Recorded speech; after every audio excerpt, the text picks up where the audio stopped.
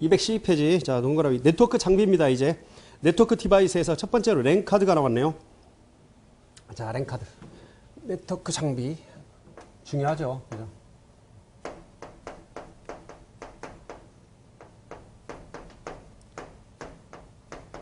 자, 네트워크 장비입니다. 그 중에서 랜 카드죠, 랜 카드. 자.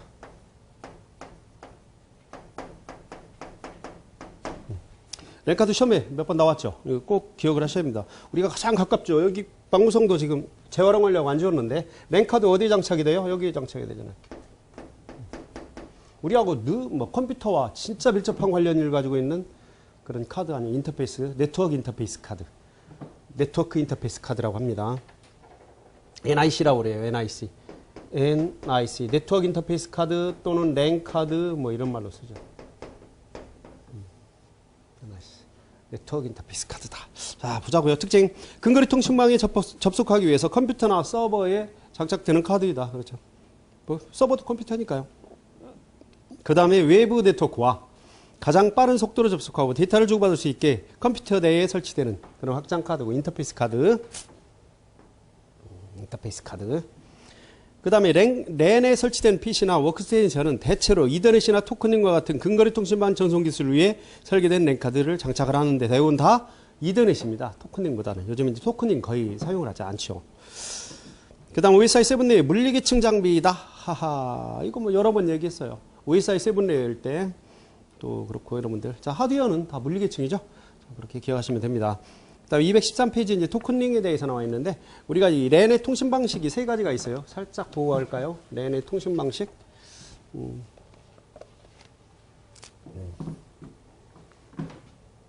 이쪽에 다 할게요. 좀 그런가요?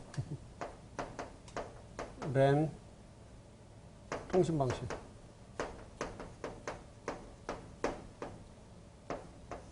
통신박이 있는데 일단 유선과 무선으로 한번 나눠보죠. 유선과 무선. 유선은 일단 유선의 표준은 얼마냐면요. IEEE 802.3입니다. 이걸 우리 뭐라고 하냐면 이더넷이라고 그래요. 이더넷. 그 다음 802.4가 있고요. 802.5가 있습니다. 이렇게. 근데 무선은 IEEE 802.11이 표준이에요. 11이 표준. 자, 그랬을 때, 자, 얘가 이더넷이에요. 얘는 토큰 버스라고 합니다. 버스. 얘가 토큰 링이에요, 링. 여러분들 보이시죠? 자, 그 다음에 얘가 이제 무선 랜의 표준. 유선 랜의 표준이 IEEE 802.3이고요. 무선 랜의 표준이 IEEE 802.11입니다. 이렇게 정해져 있어요. 물론 기본적으로 유선 랜의 통신 방식은요. CSMA MACD 방식입니다. 캐리어 센스 멀티플 액세스 컬리전 디텍션 방식이고요. 무선 랜의 통신 방식은 ISMA CA 방식입니다. 캐리어 센스 멀티플 액세스 컬리전 어보이던스 충돌 회피 방식이라는 거. 잘 이것도 좀 기억을 해 두시면 좋습니다. 이런 방식이 있어요. 하지만 우리는 요 이더넷 얘를 유선 랜에서 쓰고 있다는 얘기입니다. 이더넷. 이자로만 표기를 할게요. 이더넷. 주로 쓴다. 표준이기 때문에 뭐 이더넷 쓰죠. 이더넷 뭐 랜 이러지 않습니까? OSI 7레이어 물리계층 해당되는 건데 그 213페이지에 이제 토큰 링이 있습니다. 여기도 해당이 되는 거죠. 우리가 그 네트워크 토폴로지에서 링형일 때도 했을 때 그때 토큰 링형 토큰을 주고받는다고 그랬죠. 한 방향으로만 전송이 된다고 그랬죠. 토큰이 받은 노드만 전송할 수 있다라고 했지 충돌이 발생하지 않는다라고 그랬어요. 여기 뭐예요? 충돌 검출. 얘는 충돌 발생할까요? 안 발생할까요? 당연히 충돌 발생합니다. 이더넷은. 하지만 토큰링은 토큰을 받은 노드만 전송할 수 있기 때문에 충돌이 발생하지 않는다라고 그랬죠. 꼭 기억하십시오. 이더넷의 약간 기본적인 상식이자 지식일 수도 있습니다. 알아두면 좋습니다. 특히 무선에서 CSMA, CA, CD 구분할 줄 알아야 돼요. 그 다음에 나와 있는 게 213페이지의 그 랜카드의 기능을 한번 보세요. 이거 시험에 나왔어요. 2번이나. 여러분들 랜카드는 기본이죠. 그런데 이렇게 깊게 나올 줄은 몰랐죠. 자, 랜카드 하면 그냥 네트워크 인터페이스 카드로서 컴퓨터에 설치돼서 인터넷 나갈 수 있는 어떤 인터페이스 정도만 나올 줄 알았는데 이렇게 깊게 나왔다는 얘기죠. 뭐, 요 내용만 여러분들이 기억하면 랜카드가 나오면 여러분들 틀릴 일은 없습니다. 그리고 여기 문제 또 몇 번 변형해서 출제도 해놨고요. PC와의 통신, 그렇죠. 네트워크 인터페이스 카드 PC로부터 데이터를 넘겨받는다. 외부에서부터 들어오는 것을. 그 다음 버퍼링, 데이터를 임시 저장한다. 이건 비단 랜카드뿐만 아니라 네트워크 인터페이스뿐만 아니라 어떤 인터페이스도 다 버퍼는 있게 돼요.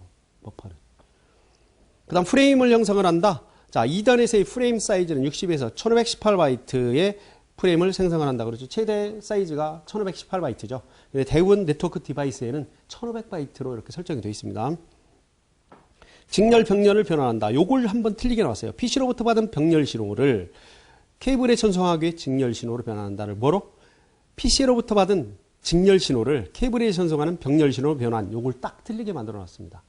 PC 안에서는 병렬 처리해도 그렇게 큰 문제가 없습니다. 속도도 빠르고. 그런데 만약에 병렬로 그 왼쪽으로 전송을 한다면 예를 8비트를 동시에 병렬로 보낸다면 8가닥의 전송 매체가 필요한 거예요. 돈이 엄청나게 들어가겠죠? 그렇기 때문에 대부분 왼은 시리얼로 나갑니다. 그래서 여기에도 지금 표시를 해놨지만, 자, 라우터 6와 그 다음 이 사이에 시스코 라우터를 예를 들면요.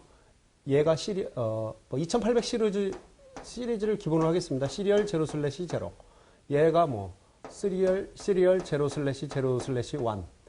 또 뭐, 얘가 시리얼 0/1 2가 안 되겠죠. 2가 안 되겠죠. 1/0. 자, 이렇게 인터페이스 있고, 얘가 시리얼 0/0/0.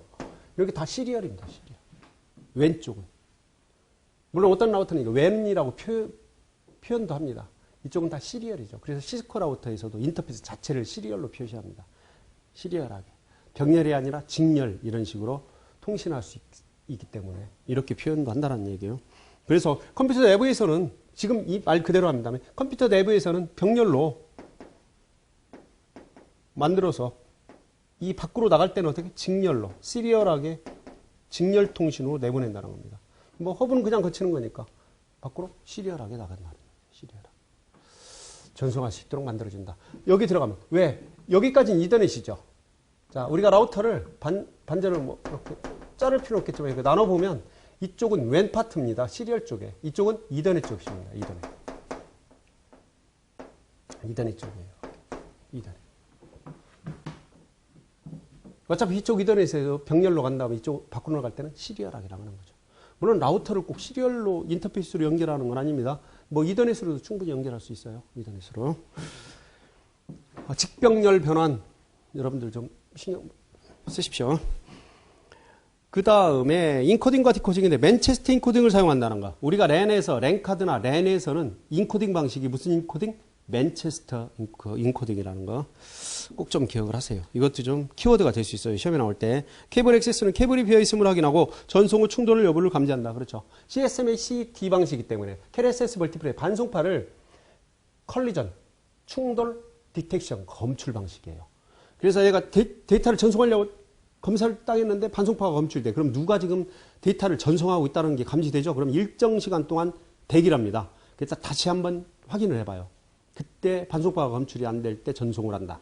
컬리전 디텍션. 얘는 회피입니다. 회피. 검출보다는 얘는 보내는 데 주안점을 줘요. 무선 쪽에서 A 방식은. 검출하고 대기가 아니라 비어있다라고 확인된 그 채널로 그대로 전송을 하게 되죠. 만약에 충돌이 날지언정. 그러니까 CD 방식보다 CA 방식이 더 어떻게 보면 무책임한 방식이죠. 우리 사람으로 말하면. 그죠? 약간 얘보다는 그래도 약간 신뢰성이 있다는 얘기죠. 그죠? 확인해보고 또 전송을 하고. 뭐 신뢰성까지는 그렇지만 어쨌든 얘는 충돌을 검출하고 얘는 충돌을 회피하는 방식이라는 거 꼭 좀 기억을 하십시오. 그 다음 전송은 데이터를 정기적인 펄스로 변환해야 한다. 데이터를 변환한다는 것은 내부에서 외부로 나갈 때는 어떤 장비도 디바이스도 마찬가지입니다. 여기에서 여러분들이 꼭 기억해야 될 거는 그 프레임 형식이라든가 사이즈는 1518바이트 정도는 MTU 값이라고 합니다. 이더넷에서 최대 전송 단위가 1518바이트. 일반적인 디바이스들은 1500바이트로 그냥 설정되어 있습니다. 랜카드든 또 뭐 다른 뭐 라우터든 기본적으로 물론 변경할 수는 있습니다. 그다음 직병렬 변환하는 거. PC 내부에서는 병렬, 외부로 나갈 때는 시리얼. 자, 라우터 내부에서는 병렬, 예를 들면 라우터 내부에서는 병렬, 밖으로 나갈 때 시리얼. 이렇게 변환한다는 걸 꼭 기억을. 이쪽에도 이더넷이고 이쪽은 시리얼이니까요. 반절 이렇게 나눠봤을 때 파트를. 그다음 세 번째 이제 구성 요소입니다. 컨트롤 칩 뭐는 없겠어요. 그죠? 네. 칩이야 다 있죠. 하드웨어적 또는 소프트웨어적으로 작동을 하니까 데이터의 입출력과 기본적인 기능을 관장을 하고 통신 전용 칩은 통신 관장, 버퍼, 데이터를 저장. 뻔한 거고. 분류. 보드 형태에 따른 분류, 뭐, I4가 있고, 그 다음 EI4 이랬는데, 지금 뭐 EI4 방식이죠. I4 방식은 옛날에 286 시절에, 386 시절에, 예, 그때 시절에 나왔던 것들. 커넥터 형태에 따른 분류는 AUI, 뭐, Attachment Unit Interface라는데, 이건 동축 케이블 연결하는 거. 여러분들 그 TV에 보면 이렇게 동그랗게 툭 튀어나온 거 있죠? 그걸 AUI라고 그래요. Attachment Unit Interface. 그 다음 뭐 AUI 플러스 동축 케이블 뭐 TP 같이 사용할 수 있는 거 여러 가지 있는데 그렇게 중요하지 않습니다. 이거는 그냥 분류해놓고 통신망이 반이중, 전이중 이렇게 나왔어요. 반이중은 양쪽 방향으로 단방향 통신은 한쪽에서 한쪽으로만 송신할 수 있는 것들이죠. 반이중은 양쪽에서 다 송수신을 할 수가 있어요. 하지만 어느 한순간에는 한쪽에서만 송수신할 수 있는 것을 송신할 수 있는 것 또는 수신할 수 있는 것을 반이중이라고 그러고 전이중은 동시에 송수신이 가능하다는 얘기입니다. 자, 뭐 전이중 같은 경우 대표 선수가 누구예요? 전화입니다. 전화. 동시에 막 저쪽 사람 상대방의 얘기를 안 듣고도 막 서로 막 얘기할 수 있죠. 따다다 해서. 그다음 반이중의 대표 선수가 누구예요? 무전기입니다. 내가 송신할 때는 저쪽에서는 듣고 제가 송신키를 놓고 오버하고 놓고 했을 때 그쪽에서 송신하면 나는 들을 수 있는 이 반이중. 단방향은 대표 선수가 뭐? 방송입니다. 방송. 라디오. 듣든 말든 방송국에서 계속 아나운서는 떠들고 있죠.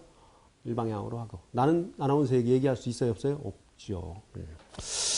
자, 그럼 통신 방식도. 물론 여러분들이 아마 이 정도는 다 알고 계실 겁니다. 214페이지 랜카드, 무선 랜카드하고 이제 유선 랜카드 이렇게 보여주는데 요즘 여러 가지 형태가 있습니다. 작은 것도 있고 데스크탑용도 있고 노트북용 같은 경우는 뭐 거의 다 내장돼 있죠. 요즘에 노트북에 뭐 랜카드를 다시 꽂아가서 쓰는 경우는 별로 없습니다. 그 안에 다 온보드 돼 있어 내장이 돼 있기 때문에. 그 다음에 이번 이제 리피터가 나옵니다. 리피터. 랜카드가 나왔고 이번에 이제 리피터가 나와요. 자, 리피터는 몇 개층 장비인가요? 리피터? 랜카드, 리피터 몇 개층 장비예요? 물리계층 장비죠? OSI7 네어와 그죠? 계층 장비와 한번 보자고요. 이쪽에다가 이쪽에다 하나 해놓을까요? 여기까지 있다가 안 올 것 같으니까 한번 이쪽으로 와보세요. 여기 보면은 OSI 7계층을 한번 놓고 장비를 한번 해보자. OSI 7계층. 여러분들 또 잊은 학생들도 있을 거니까 또 복습을 해서도 한번 해봅시다. 여기가 물리계층.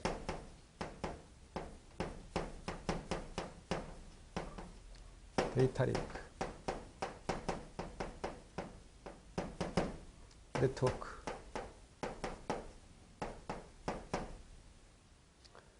전송 계층. 세션 계층.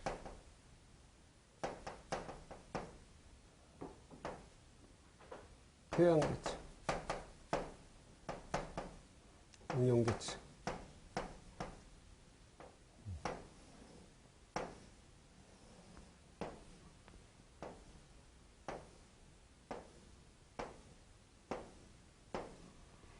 자, 지금 랜카드와 리피터는 몇 개층? 자, 1계층입니다. 랜카드도 1계층, 리피터도 1계층. 좀 이따 나올 뭐? 허브도 1계층이에요. 허브도. 2계층 장비는 뭐였어요? 스위치가 있잖아요. 스위치. 당연히 L2 스위치겠죠. 그 다음 브릿지가 있잖아요. 브릿지. 상계층 장비는 대표선수 라우터가 있잖아. 라우터.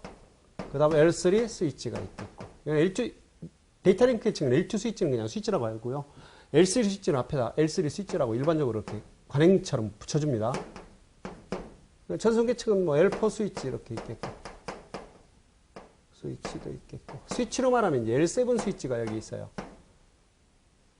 L7 스위치. 하지만 우리가 전송계층 이 상태에서 응용계층까지 뭐로 일반적으로 줬어요? 게이트웨이를 이렇게 줬죠. 게이트웨이. 게이트웨이. 게이트웨이. 게이트웨이 이렇게 하셨죠. 자, 얘를 가지고 한번 설명을 주게. 자, 리피터는 일계층 장비라는 얘기죠. 일계층. 일계층 봤죠? 네트워크의 전송계층, 전송 케이블 중에서 중간에 설치되는 네트워크 장비이다. 리피터. 리피터 뜻이 뭐예요? 중계기예요. 중계기. 상대 측에다 받아서 다음으로 하는 중계기, 리피터. 디지털 신호는 제한된 일정한 거리를 통과한 후에는 출력 감소로 인하여 원래 데이터의 모습을 식별하기 어렵게 되므로 리피터를 사용할 수신된 신호를 증폭 재생 재전송. 얘는 어떻게 한다? 수신된 신호를 어떻게 한다고요? 증폭 재생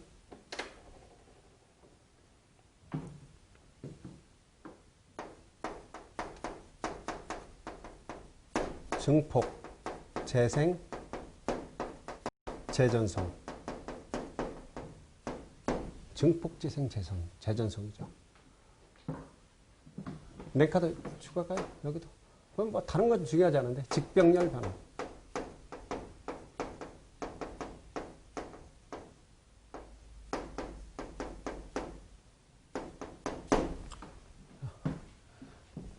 증폭 재생 재전송을 해준다. 리피터는. 다른 기능 별로 없죠. 중요하죠. 왜 그러냐면 이 UTP 케이블이라는 것은 이 랜도 그렇고 전송될 수 있는 거리 제한이 있어요. 예를 들어서 뭐 10베이스 T 하면 100m까지, 또 10베이스 2 하면 185m까지, 10베이스 5 하면 500m까지 거리 제한이 있다는 얘기죠. 그런데 500m를 넘어가려면 어떻게 되느냐 이거죠. 그때 중간에 리피터를 하나 설치를 하게 되면 다시 500m를 갈 수가 있다는 얘기예요. 그때 리피터를 쓴다. 물리계층 장비다. 자, UTP 케이블 또는 광 케이블 등 성능이 뛰어난 케이블이 등장으로 거의 사용되지 않는다. 그렇죠. 지금은 100km, 200km 무중계 전송을 하게 됩니다. 광섬유 케이블은. 그래서 더구나 더 필요가 없습니다. 하나의 세그먼트, 뭐 10베이스 5라고 했을 때 통축 케이블 500m. 제한된 범위로 신호 증폭을 이용하여 전송 거리를 연장한다고 그랬죠. 제가. 그렇잖아요. 연장. 예를 가지고 예를 들자면 이쪽 있고 알파와 라우터 4와 예를 들어서 라우터 5가 거리가 한 1km 정도가 돼요. 그런데 실질적으로 해서는 500m까지 지원해주는 그런 랜 이더넷 포트입니다. 그 다음에 중간에 뭐를? 리피터를 이용해서 중계 증폭 재전송을 해줄 수가 있다는 얘기예요. 다시 500m를 갈 수가 있다. 물론 여기에는 사용하지 않습니다. 예를 들어서 확장된다는 개념을 설명하는 겁니다. 지금 현재 거의 나오지 않아요. 거의. 자, 그 다음에 하나의 세그먼트가 있거든요. 충돌 도메인과 브로드캐스트 도메인이 없음. OSI 7계층의 물리계층 장비이다. 여기에 뭐가 나왔냐면 이 충돌 도메인과 브로드캐스트 도메인이 나오네요.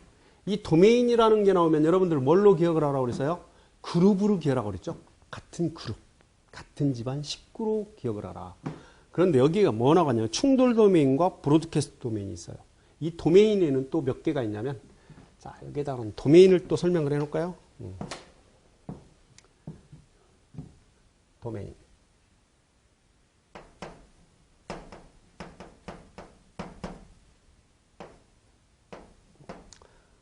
도메인은 충돌 도메인이 있고요.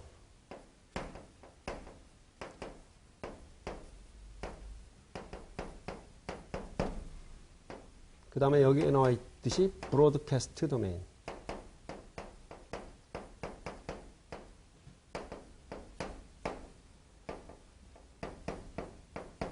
다음 또 하나 뭐가 있냐면 충돌 도메인, 브로드캐스트 도메인 이 두 개밖에 없네요. 그죠?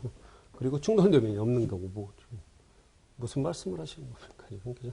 이렇게 해서 충돌 도메인과 브로드캐스트 도메인이란 이 두 개가 있게 됩니다. 이 두 개가. 그래요? 그렇죠? 그랬을 때 예를 가지고 설명해보자. 그런데 지금 리피터는 충돌 도메인과 브로드캐스트 도메인이 있다라고 그랬어요? 없다라고 했어요? 없어요. 여기서 나온 게 첫 번째로 나온 애가 누구예요? 지금 리피터가 나왔어요. 리피터. 얘는 이 충돌 도메인과 브로드캐스트 도메인이, 자, 충돌 도메인과 브로드캐스트 도메인이 없다라는 얘기입니다. 아예 자체가. 잘 기억을 하셔야 됩니다.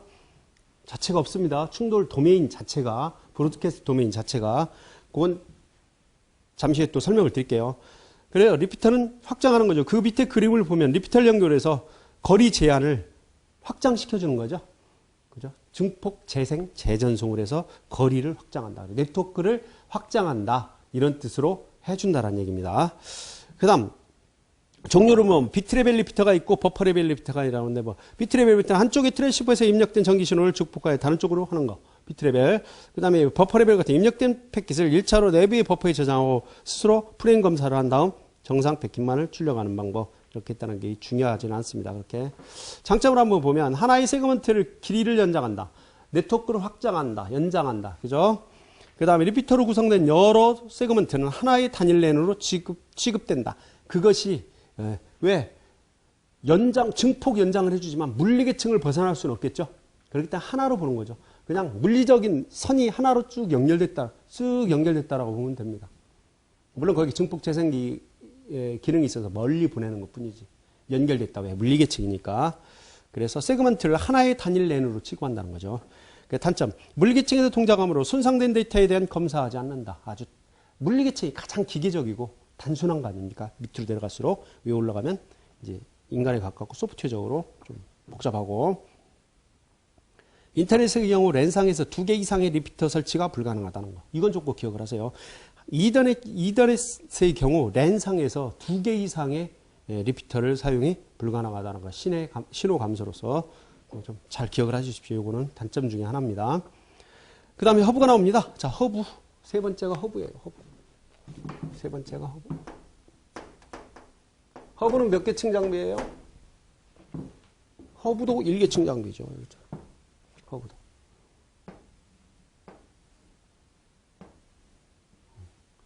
우리 카메라 감독님 잘 따라오시나요? 졸면 안 됩니다. 이번 시간은 왔다 갔다를 많이 하니까. 자, 허브 몇 개층? 자, 물리계층, 1개층 장비라는 얘기예요. 자, 기능. 성형 랜을 구축하기 위한 집선 장치로 여러 가닥의 이중선 케이블을 RJ45 모듈러 커넥터로 접속이 가능하다. 그래서 일반적으로 허브 많이 하지 않습니까? 많이. 이쪽에 이제 지금 스위치를 하고 있는데 얘가 만약에 허브라면 PC를 여러 대 연결할 수 있도록 만드는 것이 허브입니다. 어차피 스위치도 스위치 허브거든요. 근데 우리가 스위치는 스위치라고 쓰고 더미 허브는 또 허브라고 쓰는 것 뿐이지. 더미 허브, 스위치 허브 이게 가장 정상적입니다. 더미 허브, 스위치 허브, 허브입니다. 허브라면 여러 개의 터미널을 랜상에서 여러 개의 터미널을 연결할 수 있는 장비, 디바이스를 우리가 허브라고 합니다. 그 중에 더미 허브와 또 스위치 허브를 우리가 구분을 하는 거고요. 그 다음 하나의 포트에서 수신한 신호를 브로드캐스트로 전파를 한다. 감쇄된 신호의 증폭. 어떤 장비든 증폭은 기능이 있다라고 했어요. 충돌 도메인이 1개, 브로드캐스트 도메인도 1개이다. USS7 내의 물리계층 장비이다. 자, 여기 뭐예요? 충돌 도메인, 브로드캐스트 도메인 몇 개? 1개. 1개. 이렇게 되어 있어요. 1개. 여기다가 그림을 그려보겠습니다. 간단하게. 라우터가 하나 있어요. 또 라우터가 두 개가 있어요. 라우터. 봅시다. 라우터를. 자, 라우터가 하나가 있고, 라우터 2가 있어요. 라우터 3가 있고, 다음 스위치가 있고,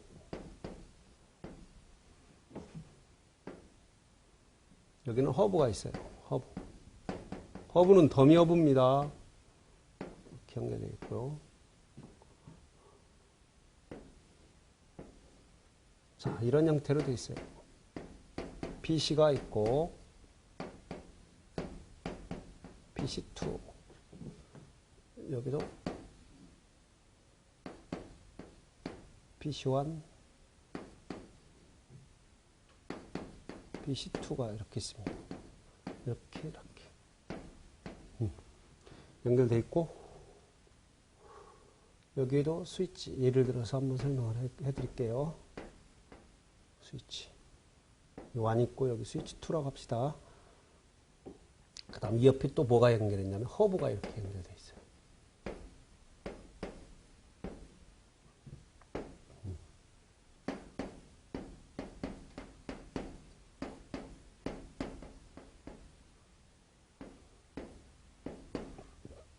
허브에도 또 이렇게 되게 복잡하죠? 복잡한 것 같은데 그렇게 복잡하지 않습니다. 자, 이런 형태의 구조로 있다라고 봅시다. 이렇게. 그랬을 때 충돌 도메인과 브로드캐스트 도메인. 자, 허브는 충돌 도메인, 브로드캐스트 도메인이 한 개라고 했어요. 리피터는 없다라고 했습니다. 중요합니다. 허브는 충돌 도메인 하나, 브로드캐스트 도메인 하나. 자, 도메인이라는 개념을 잘 알아라고 했죠. 도메인. 도메인이라는 건 뭐래요? 그룹이라고 했어요. 그룹. 같은 집안 식구라고 했어요. 같은 집안 식구. 자, 허브 볼까요? 충돌 도메인도 하나, 브로드캐스트 도메인도 하나. 자, 얘를 허브로 봅시다. 허브 보면 얘네들이 다 이 포트로 여러분들 충돌 도메인, 브로드캐스트 도메인은 포트로 생각하시면 돼요.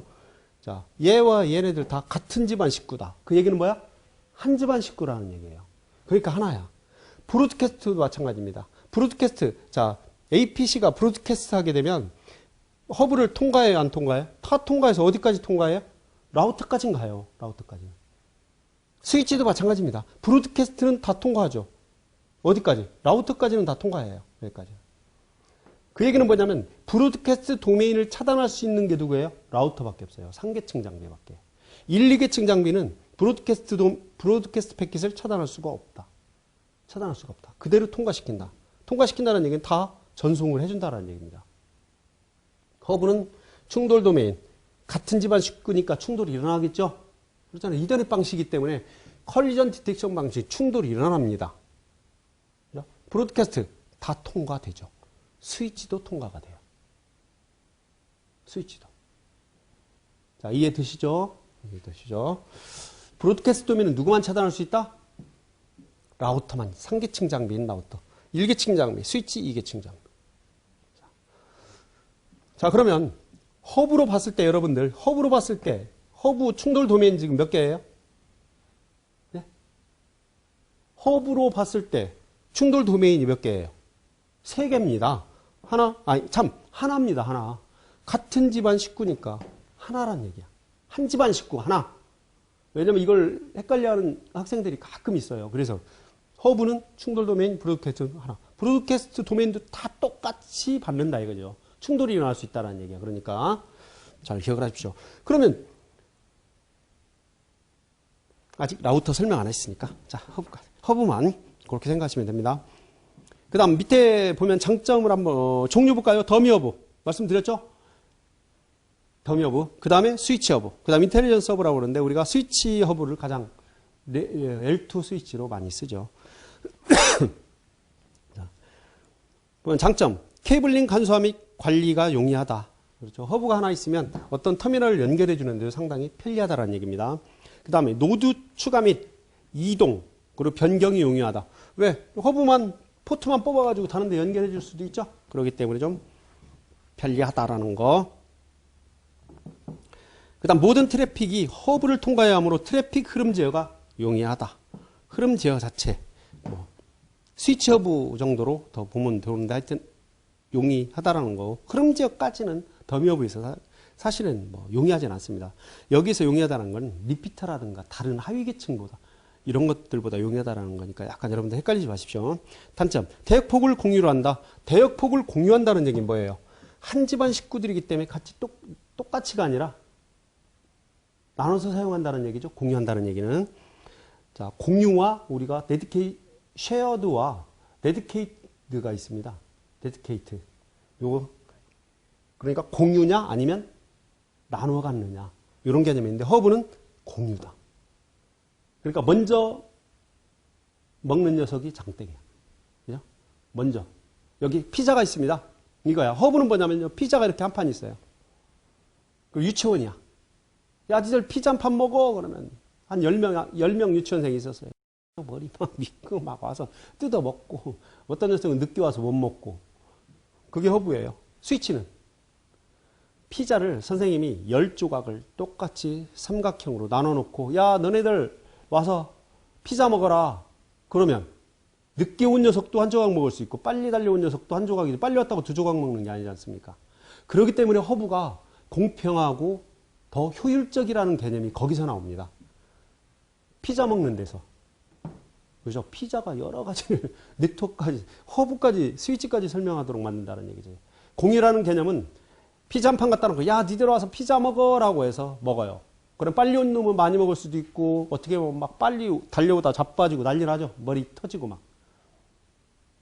하지만 스위치일 경우는 아니죠. 10조각을 똑같이 커팅해 놓고 야, 너네들 와서 피자 먹어라 그러면 한 조각씩 가지고 아주 공평하게 잘 먹을 수가 있습니다. 그렇기 때문에 우리가 스위치가 이 더미 허브보다는 더 좋다 이거죠. 그 피자 한 조각 한 조각이 뭐예요? 다 포트라는 겁니다. 포트. 그래서 100메가의 회선이 여기에 100메가의 속도가 들어온다면 만약에 100메가의 속도가 100메가 bps의 속도가 들어온다면 스위치는 이 100메가를 PC1과 PC2에 될 수 있으면 공평하게 분배를 해주는데 더미 허브 같은 경우는 그렇게 할 수 있어요? 없어요? 없어요. 먼저 PC1이 80메가를 쓰든 PC2가 20메가를 쓰든 아니면 50메가를 쓰든 별 관여하지를 못합니다. 그렇기 때문에 불공평하고 그런 거예요. 불공평하고. 좀 더 들어가서 설명드릴게요. 그 다음에 연결 장비가 많아지면 충돌 가능성도 높아진다. 그렇죠. 왜? 충돌 도메인이 같은 집안 식구로 막 공유하다 보니까 그랬잖아. 예를 들어 아까 피자를 10명이 와서 먹으라고 그랬어요. 니들 야 피자 한 판 갔다 왔다 달려와서 먹어. 10명? 10명은 까짓거 뭐 몇 명 머리 부딪히고 먹으면 먹을 수 있어요.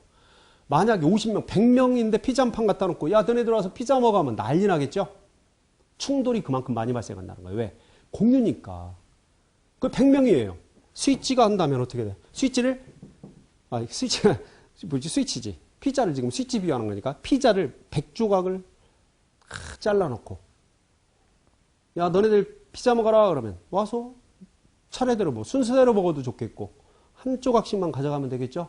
그러니까 늦게 온 녀석도 한 조각 가져갈 수 있고 양은 쪽 적겠지만 비록 하지만 공평하다는 얘기죠.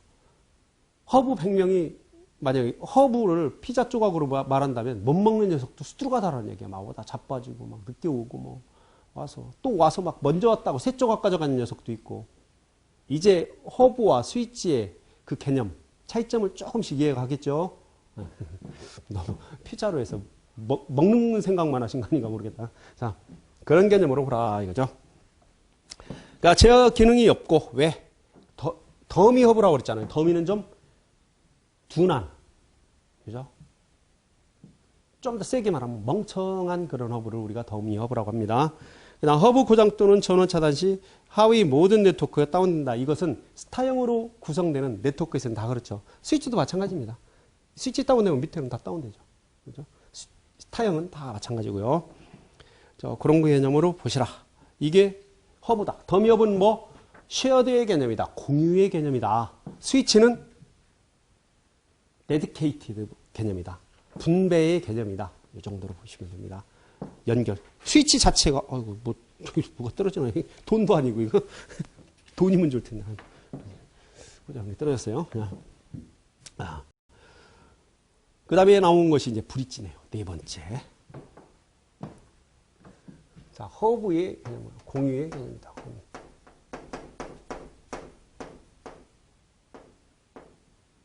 쉬어야 됩니다. 네 번째가 뭐예요? 브릿지입니다.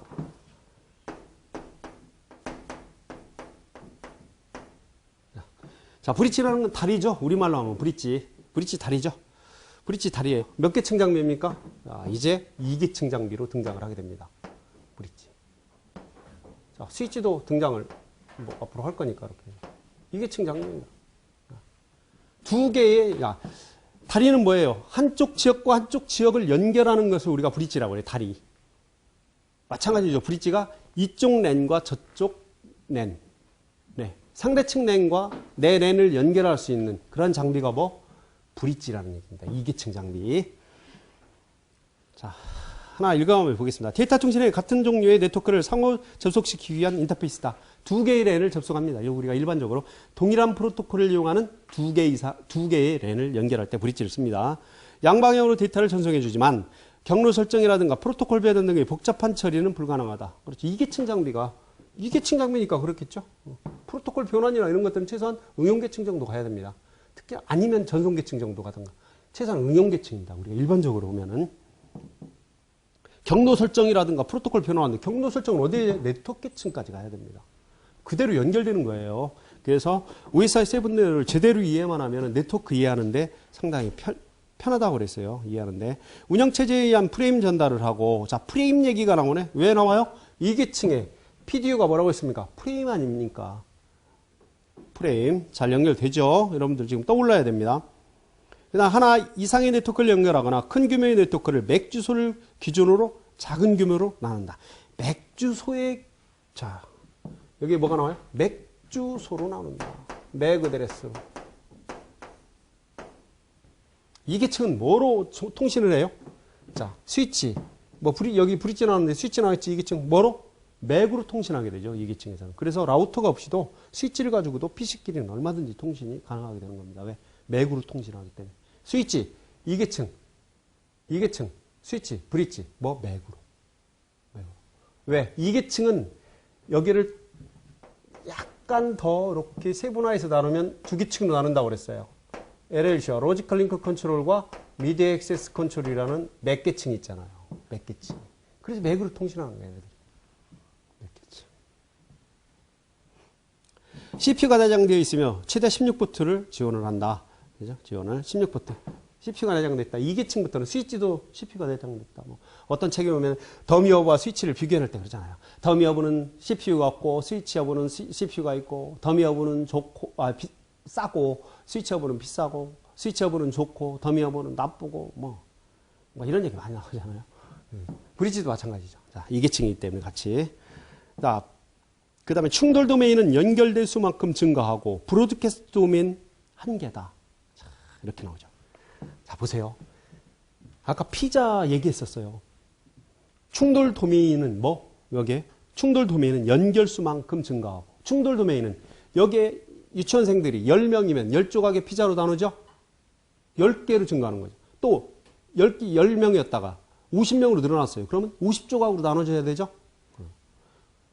더 쉽게 얘기하면 자, 충돌 도메인은 이 포트마다 달라지는 거예요.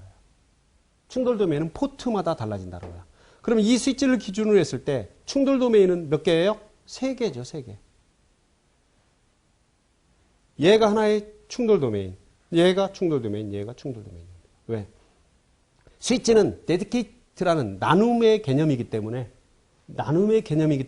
하나, 둘, 셋으로 나눠진다는 거죠. 허브는 공유의 개념이기 때문에 나누는 게 아니라 같이 먹겠다는 거지, 피자를. 이제 이해하셔야 돼요. 슬슬 이 정도 되면 이해가 오셔야 돼. 이해가 가셔야 되나요? 자, 그렇게 보고. 브로드캐스트 도메인은 1계층, 2계층 장비는 브로드캐스트 패킷을 차단할 수 있다라고 했어요? 없다라고 했어요? 없어요. 3계층인 라우터에서만 브로드캐스트 도메인을 차단한다. 라우터에서만. 자, 스위치는 충돌 도메인 지금 몇 개? 하나, 둘, 세 개. 브로드캐스트 도메인은 몇 개? 하나입니다. 다 공유하잖아요. 브로드캐스트 도메인. 다 받잖아. PC2한테 브로드캐스트를 하잖아요. 통신하기 위해서. 그러면 라우터도 받고 얘도 받아요. 한 집안 식구. 브로드캐스트 도메인은 스위치도 한 집안 식구. 충돌 도메인만 각자 피자만 조각만 나눠줄 뿐이에요. 피자 조각만. 자, 이것이 브릿지. 장점 볼까요? 충돌 도메인의 분리가 가능하다. 충돌 도메인 분리 가능하죠? 이렇게. 자, 예를 들어볼까요? 이 스위치로 봤을 때 충돌 도메인 몇 개겠어요? 하나, 둘, 셋, 네 개입니다. 왜? 어차피 얘네들은 허브로 연결된 얘네들은 무조건 충돌 도메인이 몇 개예요? 하나예요. 허브가 여기에 100개가 연결되고 PC가 1억 대가 연결이 되더라도 물론 너무 강조하다 보니까 그렇겠습니다. 그렇게까지 허브에다 연결하진 않죠. 허브가 100대가 연결되고 PC가 1억 대가 연결돼도 충돌 도메인은 몇 개다? 한 개입니다. 포인트. 키포인트.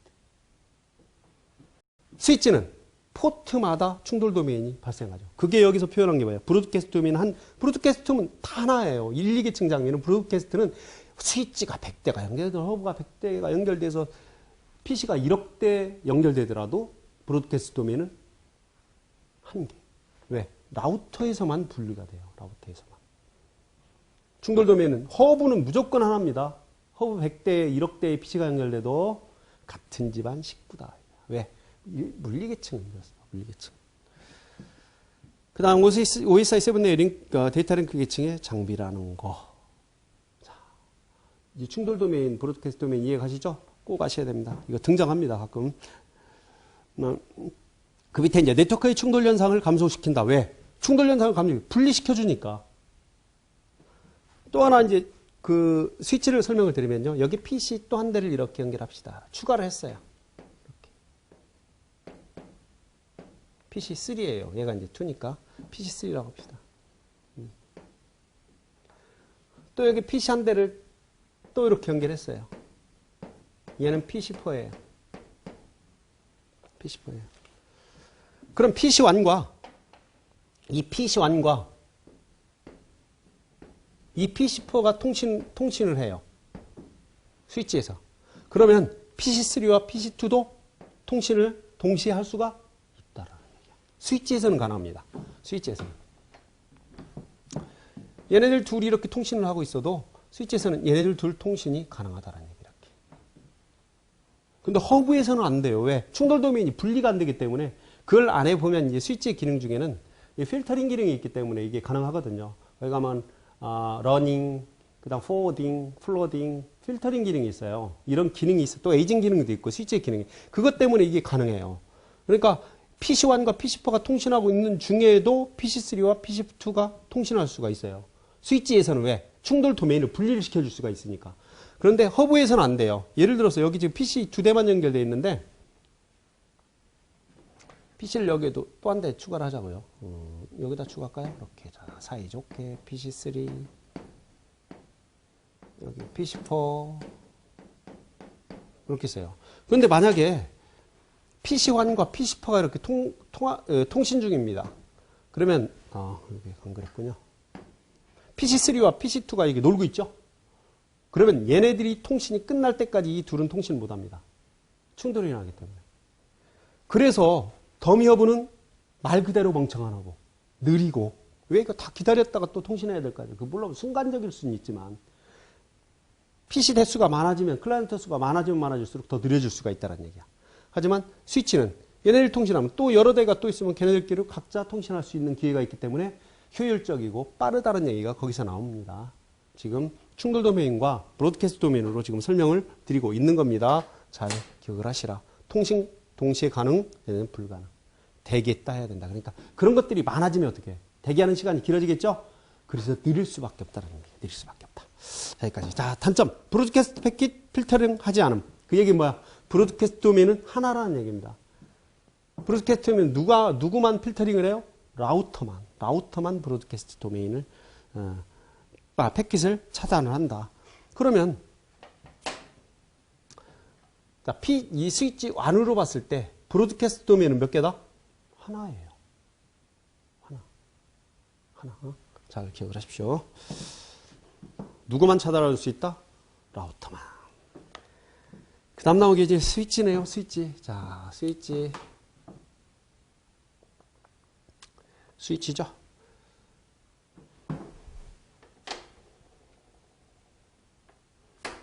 스위치를, 네, 하죠. 좀 쉬었다 하려고 그랬더니 좀 빨리 끝내죠. 스위치까지.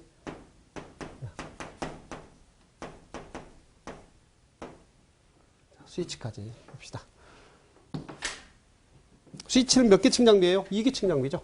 데이터 링크 계층 장비다. 여러 번 설명을 지금 미리 했습니다. 자, 이더넷 장비를 물리적으로 연결시키고 전송거리를 연장하며 신호를 멀리까지 보내준다. 디바이스의 기본적인 기능입니다. 단순히 전기적인 신호를 증폭시키지 않고 프레임을 재생을 한다. 근데 그대로 받아서 그대로 전송한다는 거죠. 프레임으로. 왜 이기층이니까 프레임. 그 다음 허브와 달리 이더넷의 맥 주소를 보고 프레임 전송을 포트를 결정을 한다. 포트를 결정한다는 얘기예요. 내가 보내고자 하는 포트로만 전송을 하겠다는 얘기죠. 보내고자 하는. 허브는 보내고자 하는 포트로 패킷을 전송하는 게 아니라 모든 포트로 전송을 하게 됩니다. 모든 포트로. 그 중에서 하나가 응답을 한다든가 받겠죠. 그래서 트래픽도 많이 발생을 하고 비경제적이라는 거죠. 그래서 스위치와 허브 그런 차이점을 가지고 있습니다. 허브와 달리 이더넷의 맥 주소를 보고 프레임을 포트를 전송한다. 맥. 이계층이니까 맥으로 통신한다라고 몇 번 얘기죠. 이계층이니까. 브릿지하고 똑같죠. 맥 통신. 이계층이니까. 이계층이니까 맥 통신한다고 했어요. 그다음 대역폭이 커서 여러 개의 포트 입력을 동시에 받을 수가 있다. 뭐 대역폭이 커서보다도 이렇게 피자를 조각 피자로 나눠서 먹을 수도 있기 때문에 217페이지 허브의 확장된 개념으로 기본 기능은 허브와 동일하다. 그 기본 기능이 동일합니다. 다만 성능이 좋을 뿐이에요. 그리고 몇 가지 좀 특징이 있을 뿐이고 전송 중 패킷의 충돌이 일어나지 않도록 패킷의 목적지로 지정한 포트로 직접 전송을 한다. 허브는 모든 포트로, 스위치는 지정된 포트로. 물론 처음에 들어오는 패킷 한 번은 모든 포트로 그걸 플로딩이라고 그래요. 플로딩. 하지만 그 다음부터 그 맥이 스위치에 맥 테이블에, 맥 캐시에 올라와 있으면 그 다음부터는 지정된 포트로 전송을 하게 되는 겁니다. 스위치에서 패킷의 목적지를 기준으로 전송지와 계산하여 포트로 직접 연결하고 동시에 많은 수의 램과 컴퓨터들 사이에 프레임 교환이 가능하고 그렇죠? PC1과 PC4가 통신하고 있는 중에도 3와 2가 통신할 수 있다고 그랬죠. 허브는 불가능하다고 했어요. 그다음 포트별 병렬을 제공하여 하나의 포트에서 다른 포트로 정보를 동시에 전송할 수가 있다. 하나의 포트에서 또 다른 포트로 동시에도 전송이 가능하다라는 거, 그거 좀 기억을 하시고, 포트별 병렬성을 제공하여 하나는 OSI7 내의 데이터 링크 계층 장비다. 이건 뭐 두말할 것도 없고, 자 이런 형태로 있고요. 그 이제 동그라미에 포워딩 방식이 있습니다. 커스로 방식. 자 커스로는 수신한 프레임의 목적지 주소를 확인하고 목적지 주소의 포트로 프레임을 즉시 전송을 한다. 그러니까 프레임을 받고 맥으로 확인하면 그대로 받아서 바로 전송을 해버립니다. 스위치에서. 그걸 커스로 방식이에요. 그러니까 속도가 빠르겠죠? 상당히 빠르다라는 얘기야. 그 다음에 이제 스토어 앤 포워드. 자, 스토어란 말, 저장을 하는 겁니다. 자, 모든 프레임을 수신한 다음 처리한다. 수신을 해서 저장을 한 다음에 얘라도 체크해보고 그리고 전송을 해요. 속도 느리죠. 누구보다? 커스로보다. 그 다음 프래그먼트 프리가 있습니다. 자, 스토어 앤 포워드는 진짜 좋은 방식이죠. 왜 저장해서 에러도 체크해서 전송하니까 신뢰성도 좋고 같습니다. 그런데 속도는 뭐야? 속도가 뭐야? 느리다란 얘기예요.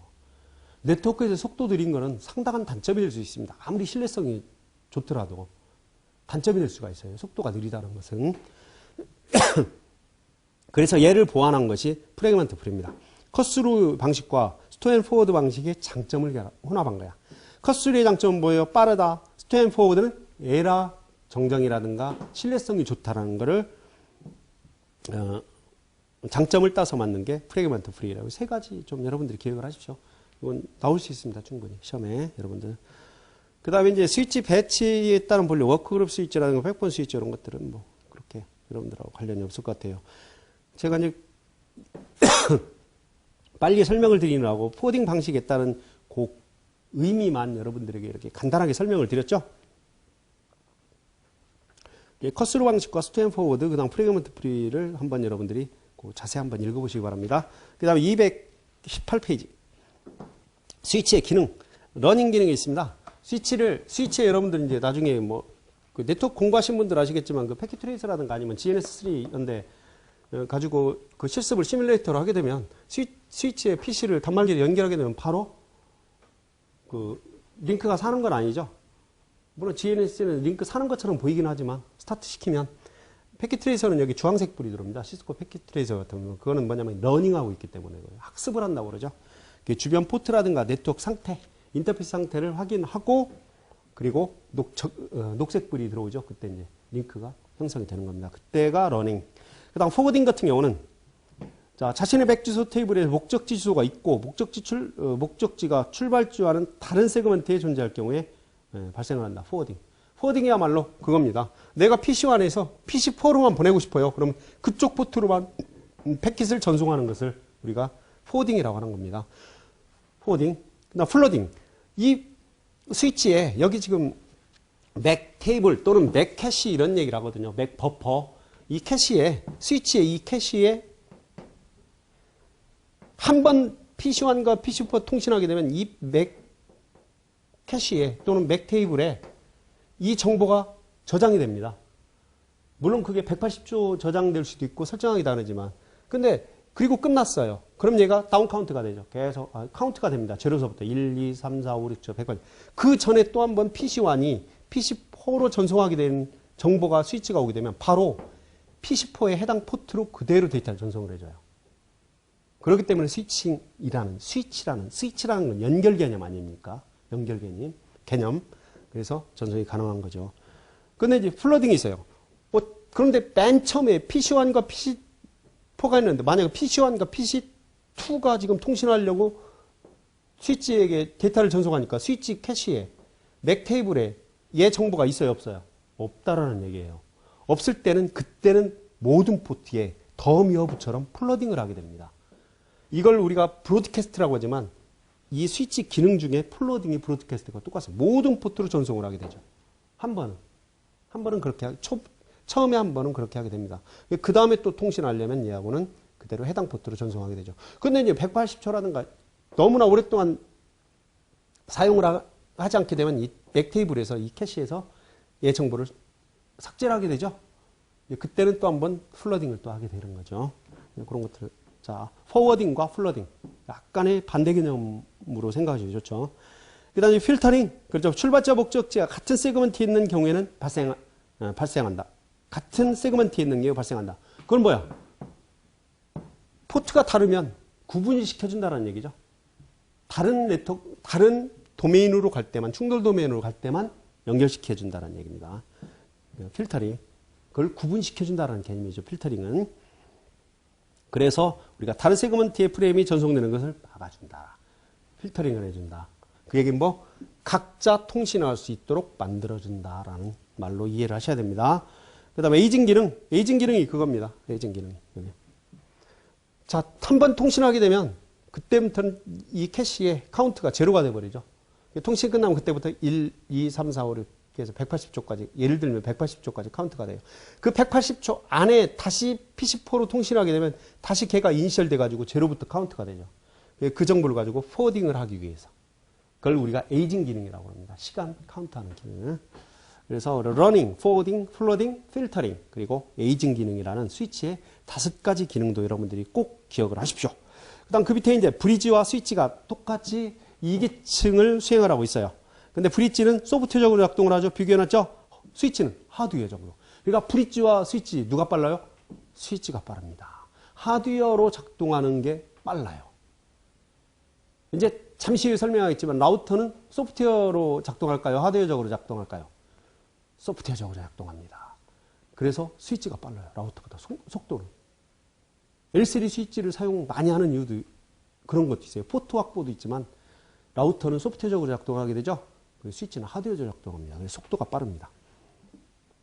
자, 포트별 속도는 브릿지는 항상 같은 속도지만 스위치는 속도를 포트별로 달리 해줄 수 있습니다. 50메가, 100메가, 1메가 이렇게. 그 다음에 포트 수는 브릿지는 뭐 2에서 3개인데 스위치는 뭐 10에서 이건 의미 없습니다. 요즘에는 이게 뭐 너무나 많이 지원해 줄 수 있고요. 그렇기 때문에 전송 방식, 스테이 앤 포워딩 방식이지만 브릿지는 스위치는 스테이 앤 포워딩 아까 컷스로 프래그먼트 프리 이렇게 3가지 방식으로 다 지원을 해준다. 그리고 그 밑에 봐줘. CSMA CD니까 이더넷이죠. 캐레세스 멀티플 액세스 컬리전 디텍션 방식, 충돌 탐지 방식입니다. 유선랜이기 때문에 무선에서는 뭐라고 그랬어요? CSMA CA 방식이라고 했어요. 여기 있네요. 자, CA 방식. 시험에 나옵니다. 이거 어느 선택지에 포함될지 몰라요. 딱 틀리게 만들 수 있어요. 한번 이게 등장했어요. 우리 시험에. 여러분들이 잘 좀 기억을 하시기 바랍니다. 자, 여기까지가 우리가 2계층 장비인 우리가 스위치까지, 브릿지와 스위치까지. 여기 뭐 1계층. 여기까지 1계층이 다 R계층, 그 다음에 2계층 장비까지 마무리를 졌죠. 그러면 잠깐 쉬었다가 이제 3계층의 대표 선수 라우터. 어떻게 보면 상당히 네트워크에서는 가장 중요하다고 볼 수도 있습니다. 장비 중에는. 이 라우터를 공부해 보도록 하겠습니다.